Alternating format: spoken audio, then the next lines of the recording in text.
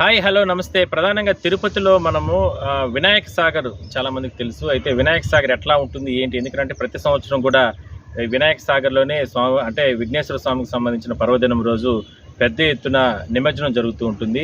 అయితే గతంలో చాలా ఇబ్బందికరంగా ఉండేది, తిరుపతి వాటర్ అంతా కూడా అందులో కలిసేది. అలాంటిది ఇవాళ డివైడ్ అంటే చాలా రోజుల క్రితం డివైడ్ చేయాల్సిన పరిస్థితి మనం చూడొచ్చు. ఇదే తిరుపతికి సంబంధించిన వినాయక సాగర్, తిరుపతిలో ఉన్నటువంటి డ్రైనేజ్ వాటర్ ఇదంతా కూడా ఇందులో కలిసేది. అలాంటిది దీన్ని రెండు భాగాలుగా డివైడ్ చేసి ఒక భాగంలో స్వామివారి అంటే ప్రతి సంవత్సరం కూడా విఘ్నేశ్వర స్వామి ప్రతిమలు అక్కడ నిమగ్నం చేస్తూ ఉంటారు.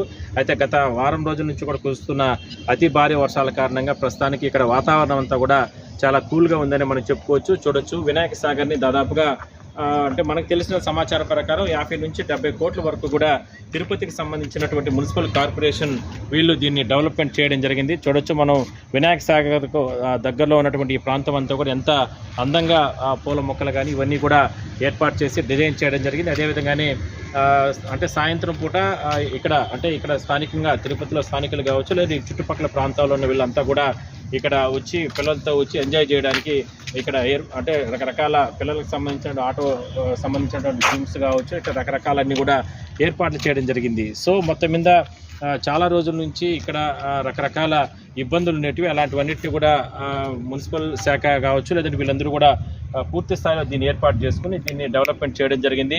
అయితే మొత్తం ఒకసారి మనం చూస్తే కనుక ఇవన్నీ కూడా పిల్లలు అంటే ఎవరైనా సరే ఇక్కడ ఇదంతా కూడా ఆడుకోవచ్చు.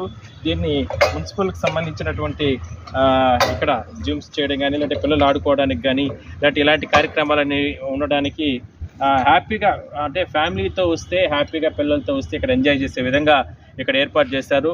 గతంలో ఇలాంటి పరిస్థితి ఇక్కడ ఉండేది కాదు, చాలా అధ్వానంగా కంపు కొడుతూ చాలా రకాలుగా ఇబ్బందులు ఉండేది. ఈ పక్క కూడా మనం చూడొచ్చు పిల్లలతో చాలా హ్యాపీగా ఎంజాయ్ చేసే రకంగా ఇక్కడ ఏర్పాటు చేయడం జరిగింది. చాలామంది కూడా సాయంత్రం సమయంలో ఇక్కడ ఆట విడుపు కోసం ఇక్కడికి వచ్చి ఫోటోలు తీసుకోవడం లేదంటే వీడియోలు చేయడం లేదంటే షార్ట్స్ చేయడం ఇవన్నీ కూడా చేస్తూ ఉంటారు. అయితే దీంట్లో చాలా ఇబ్బందికరంగా ఉన్న నేపథ్యంలో తిరుపతి వాటర్ అంతా కూడా డ్రైనేజీ వాటర్ అంతా కూడా ఇందులో కలుస్తూ ఉంటుంది. దాని తర్వాత మనం చూడొచ్చు విజువల్స్లో కూడా ఆ వాటర్ అంతా డ్రైనేజీ వాటరే. బట్ దీన్ని రెండు భాగాలుగా చేసి అంటే తిరుమలకు సంబంధించి కొండల్లో నుంచి కూడా మాల్వాడి గుండం వాటర్ అంతా కూడా ఇందులోకి వస్తూ ఉంటుంది.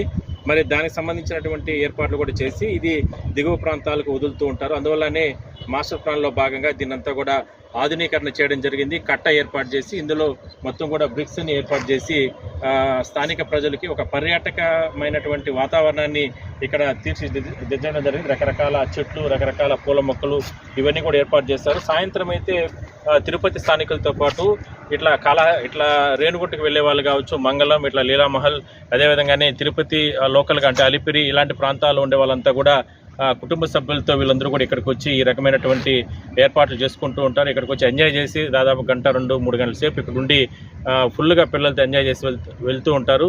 సో ఇలాంటి పర్యాటకమైనటువంటి ప్రాంతాలు తిరుపతి చుట్టుపక్కల చాలా ఉన్నాయని మనం చెప్పుకోవచ్చు. అందులో భాగంగా కార్పొరేషన్ దీన్ని డెవలప్ చేయడం జరిగింది నిధులతో.